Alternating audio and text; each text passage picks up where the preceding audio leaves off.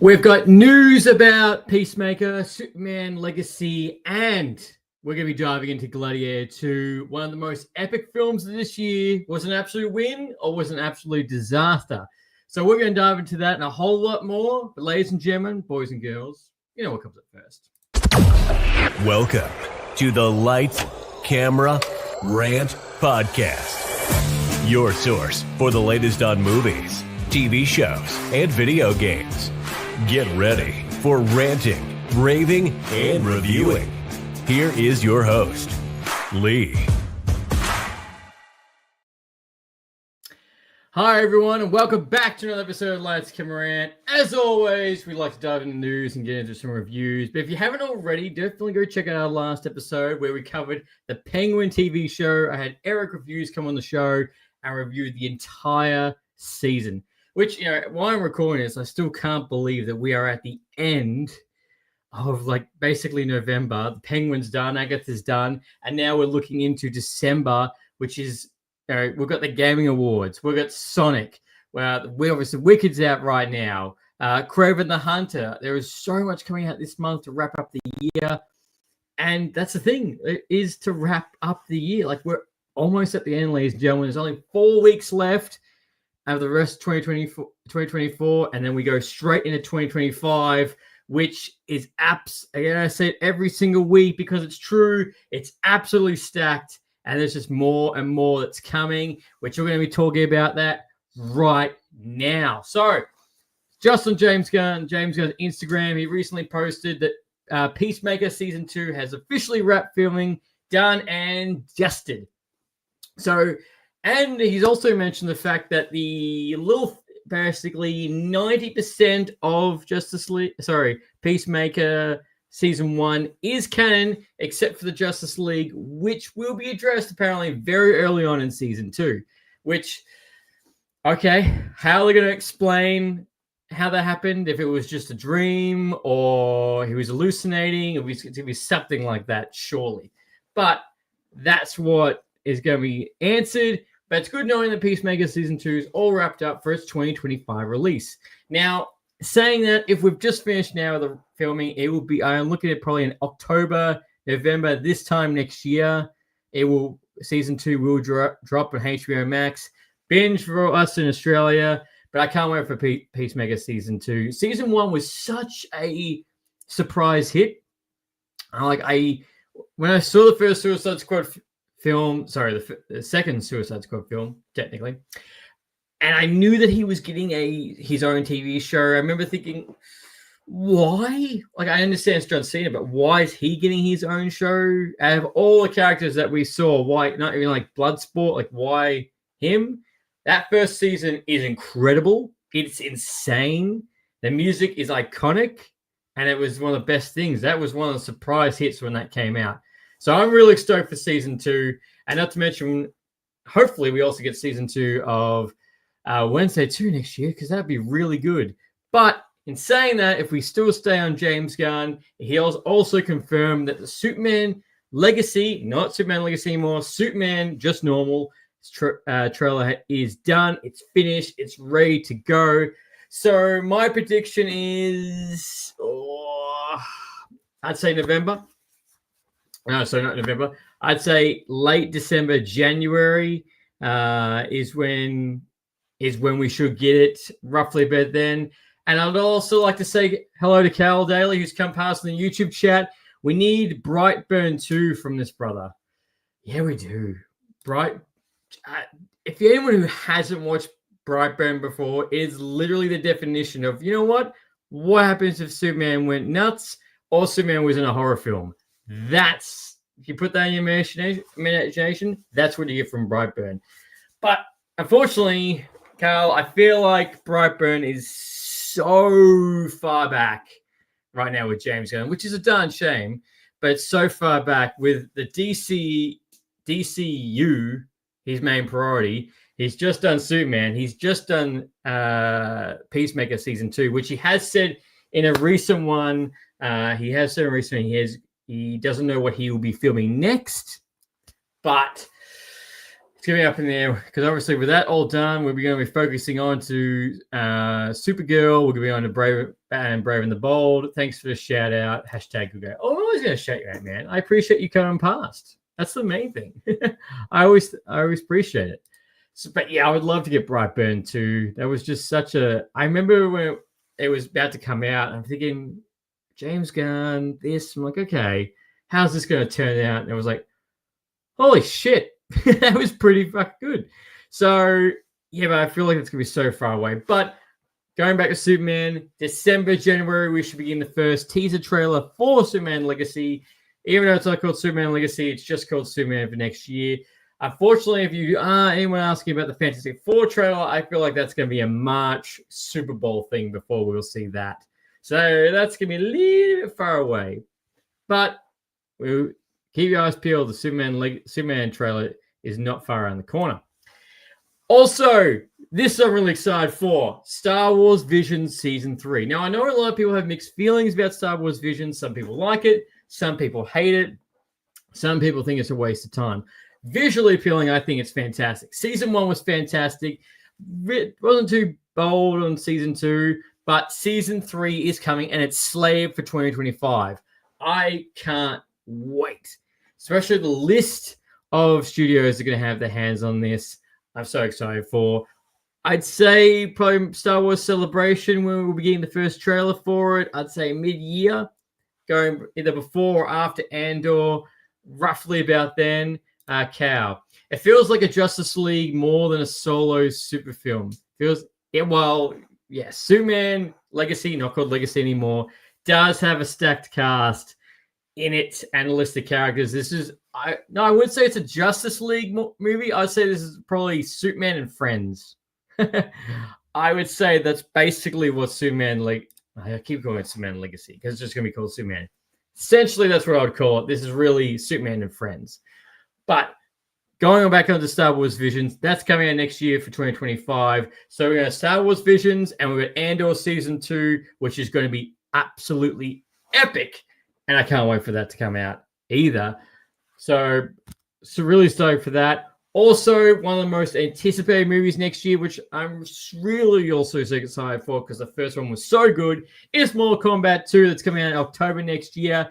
Now, this is officially got an R rating, and it says here, if I had glasses, strong bloody violence, gore, and high language. So I know it's just a small detail. This was what we half expected, but knowing it's got the rating, knowing we're going into this, Mortal Kombat 2 is meant to be bigger, better, and more epic than the first film, which was fantastic. Unfortunately, it had the whole issue of coming out during COVID, but Mortal Kombat 2 is on the horizon. It's October next year. So that's another one to put in the calendar to get ready for. Also, one thing that's coming a little bit closer in the calendar, which I don't know what's exactly happening for this, or when, or where, or scale of it's going to be. But Ryan Reynolds recently posted on Instagram, and he's currently working on some kind of Deadpool special for the Christmas holiday season. Obviously, nothing for Marvel through Marvel at the moment. No official release or any mention of that. Just Ryan Reynolds, whole in Deadpool suit, seeing Santa sleigh in the background. So we're going to get a little bit more Deadpool coming up to Christmas, which between Deadpool and Wolverine that's just dropped, which is a work of art, and going into this, more Deadpool is never a bad thing. Also, now speaking of even more going into it, it's Christopher Nolan's Helicopter movie has made another edition with Robert Pattinson. He's joined the cast with Anne Hathaway, Matt Damon, Tom Holland, Zendaya. The list is getting bigger for this movie. One of the things I did see, though, I thought, I don't think that's happening. I think people were just a little bit nervous, was the fact that I did see someone this upcoming Helicopter movie with Christopher Nolan delay the Batman 2 filming, which I really hope it doesn't. I saw someone's tweet and I was like, hey, don't put that out there. Don't put that out there that Batman 2 is going to be delayed. We can't, as much as I want the Christopher Nolan movie, right now, after Penguin, the Batman 2 cannot be delayed any longer. It's still slated for 2026. which is so far away. And even though I'm saying that, I just hope it doesn't get delayed any further. But Rob Pattinson is joining the cast. And obviously the last movie that we saw Christopher Nolan and Rob Pattinson together was Tenet, which a lot of people have mixed feelings for. Some people loved it. Some people hate it. For me, I loved it because it's creativity. Yes, it's one of those movies where you just want to like squeeze your brain and go, WTF, what the hell is going on? And so much is going on, but it's so visually cool. And again, I tip my hat to Christopher Nolan. So again, that cast is getting bigger and bigger as the weeks go on. Now, speaking of someone who's not getting bigger anytime soon, is Jonathan Majors. Now, the history of Jonathan Majors is someone who has a epic box office run with Creed 3 and Ant-Man 3. Yes, I don't know how bad that was, but still had a good box office run. Does outstanding performances, is posed to be the new big bad in the MCU, and a matter of a couple of days, that's all taken away from him due to some assault charges from his ex-girlfriend. Now, it's reported that all those charges are going to be dropped as the case is no longer moving forward, which is good for him. I hope it's all been sorted out behind closed doors.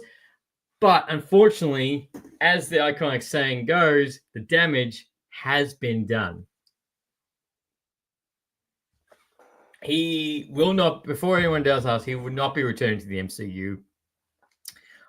In Kang, stranger things have happened, but I highly doubt he's going to be returning after the MCU has had to do a course correction due to the quality of the content, because the fact what happened with Jonathan Majors' court case, and it's now Doctor Doom, Secret Wars, Doomsday, Kang. It's so much. But my biggest question to you, the audience, is rantettes, is do you want to see him come back as Kang in some capacity? May he not be a big bad, but at least get some kind of like epilogue or send off.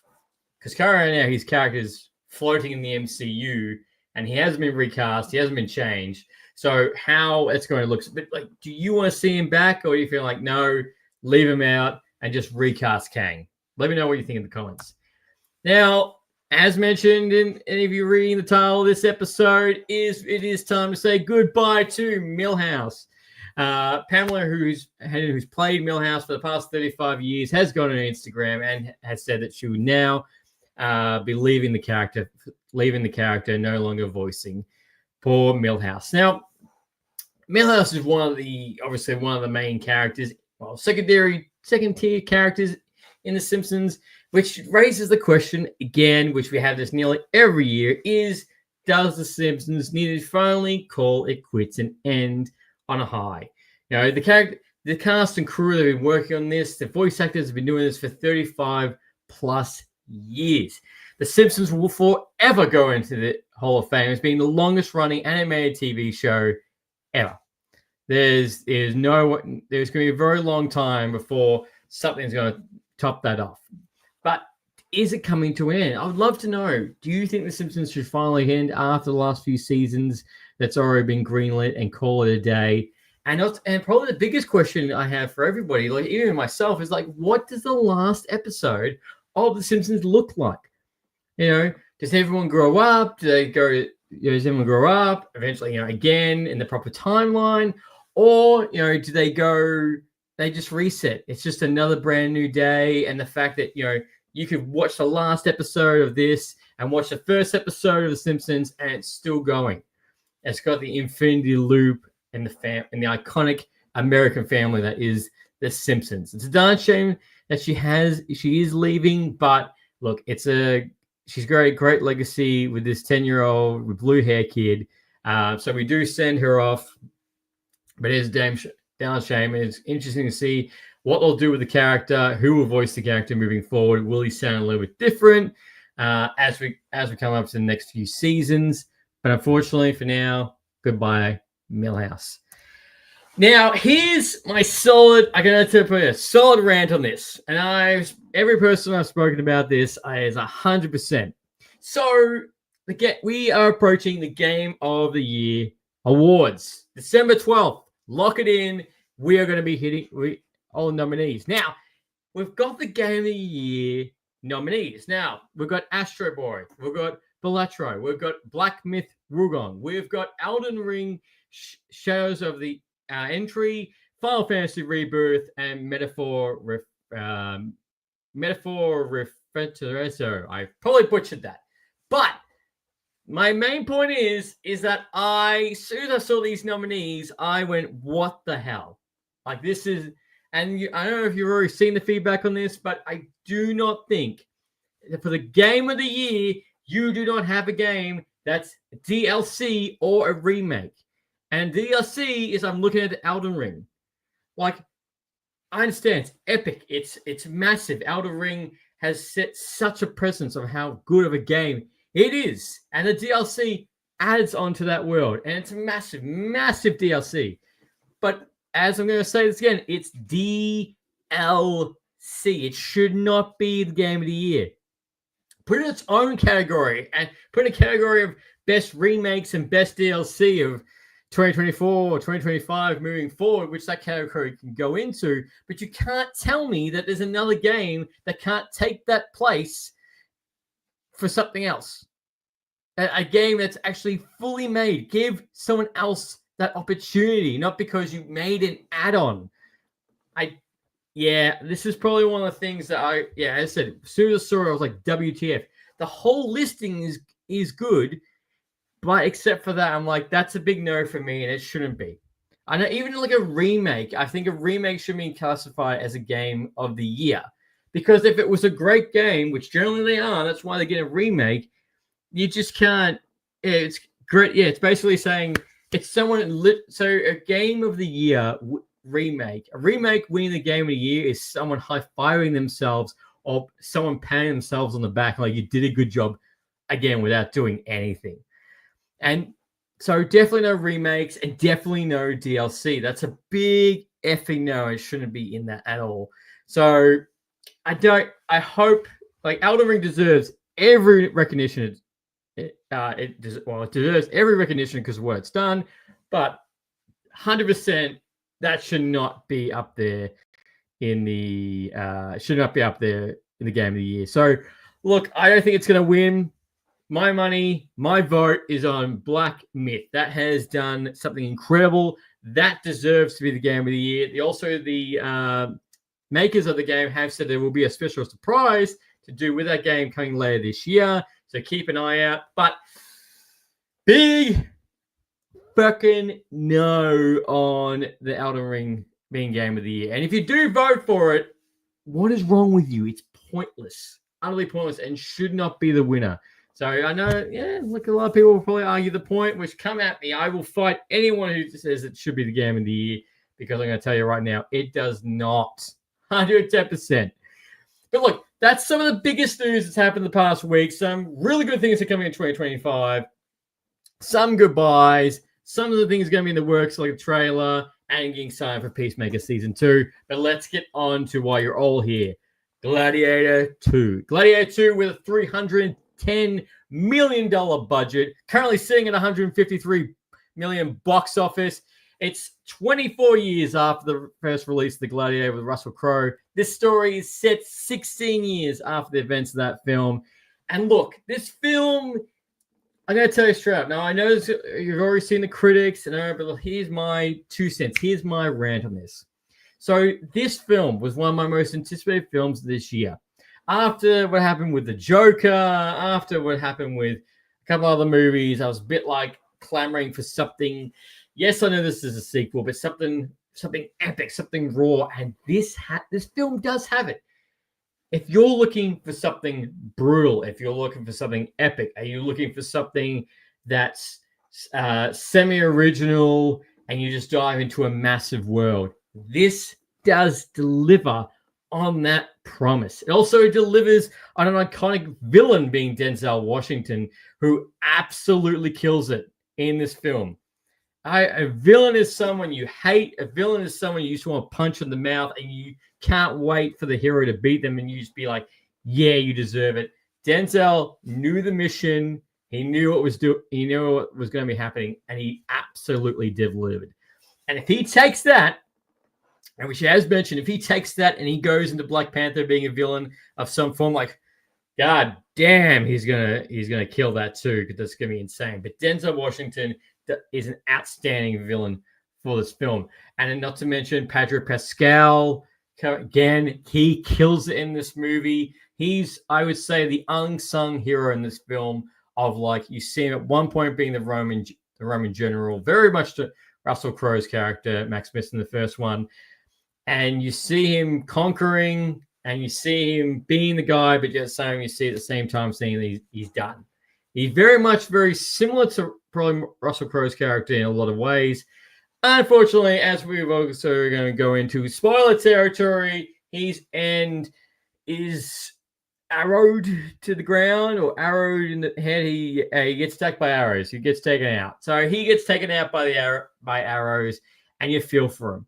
But Pedro Pascal, he does fantastic again in this film. And I just look and go, I was just watching this, and I'm just like, you're Mr. Fantastic. Yep. After you battle in the Coliseum, you're off to be in the 1960s vibe to go play Mr. Fantastic. I have the black hair and the gray on the sides. So that was I was looking going, God damn, he's gonna do a great job in this. He's gonna do a great job in Fantastic Four, but he does a great job in this. So this film does have an absolutely stacked cast, and they all deliver. Especially Paul Pascal as Lucius, who is Maximus's son. He does a great job. This film does a great job of, at the very start, giving that small details of, like, a small recap about Gladiator 2. So if you do, don't you worry, if you do go into this film not watching or not knowing very much about the first film, it's all right. They do enough recap for you to know the basis moving forward. Again, Rome is still messed up. People are still starving. People are still dying, and Rome's not doing too good. But it's also been led by some evil twins, which is very reminiscent of the first one again. And again, watching these two guys, they play some troubled twins, and you can't wait until they die as well. Spoiler, they die. But they do a great performance on that end of playing the antagonist. It's a little to me, it was a little bit confusing how did they get in power when the other girl was meant to be in power. So that's a little bit confusing in that sense. But we see Lucius being obviously just being a humble farmer to going to battle for his village. He becoming a slave, him becoming a gladiator, he finding out who his father is, and going these epic battles in the Colosseum, to both being an epic battle on water, which it's funny because that water scene, yes, they fill the Colosseum with water and have a ship battle in it. Historians say it's not possible, but of course Ridley Scott's like, you're goddamn right it's possible. They could have done it. Come fight me. That's probably the part that I was a bit like, yes and no at the same time. What that could be for Gladiator 2. And also, before anyone else, don't you worry, which is probably the one little thing I don't want to report on, but it is indeed happening, and I don't think it doesn't need to be happening, but we are in the age of sequels. And Gladiator 3 is in the works, ladies and gentlemen. So if you aren't Gladiator enough and you want to return to the Colosseum for the third time, it's going to be happening. And it's currently in the works. So it depends how the box office is going to go for this film, of course. And currently right now we have the opportunity of Wicked versus Gladiator, which I've been seeing all the posters come out this past week, which I love it. Right now, I do believe that Wicked will make more money because of its audience. Very, very much what happened with Barbie and Oppenheimer. The more musical because the kids going in to go see it multiple times, which really quickly with Wicked, that's part 2 has been confirmed, and the release date for November next year, which I think is an interesting marketing ploy with all that, because Yeah, because it didn't mention it was a part 2, and I think it was just that's a good way to trap people for the average fan who doesn't know, just to go into a film and go, oh wait, where's the ending? Oh, by the way, it's not going to come out. It's not going to come out 12 months. Now, a lot of people could come to me and say, "Oh, they had one of the Avengers in Infinity War and Endgame." Incorrect. So yes, they did have different titles, but originally it was announced and told everywhere and publicized the fact that for many years it indeed was Infinity War Part 1 and Part 2. So it was only a name change that happened on that end. So you knew going into this film it was Part 1 and Part 2. But yes, Gladiator 3 is currently in the works, and so that'll be hard. I don't think it's going to take another 24 years. Give it another 5 years, and we could see it. But the thing is, with this one, I will give it. It does have its epicness into it, but there was a couple of moments that, even though the type of film it is, the CGI was a bit questionable. Looking into this, because there was a couple of scenes. The water scene, there was a couple of scenes where the CGI looks a bit funny. There was also a scene very early on where they're fighting monkeys in a smaller Colosseum kind of vibe, or battle arena, if you will, which they didn't look all right. But that's the hard thing, is because everything else does. Like the Colosseum looks epic. All the costumes look fantastic, but it's almost because these moments of CGI don't stand up. That's why it looks a bit funny to the rest. And part of me is like, you really, like, you couldn't do any better. Like, why don't you just get him to verse the tiger again? Like, I know, but like, there was a tiger shown, but we do not get a tiger. Also, spoiler, there is no Russell Crowe in this either, which I was kind of disappointed. I was hoping he'd at least have like a cameo, like if he talks to his son in the fields or something, which you do get a field scene, but we don't get it. There's no Russell Crowe, which I think is really disappointing. And it's that we don't get something like, yes, and other people be like, he's dead. Why would he come back and something like that? I don't know, kind of something. So he is in the film for flashbacks, but that's it.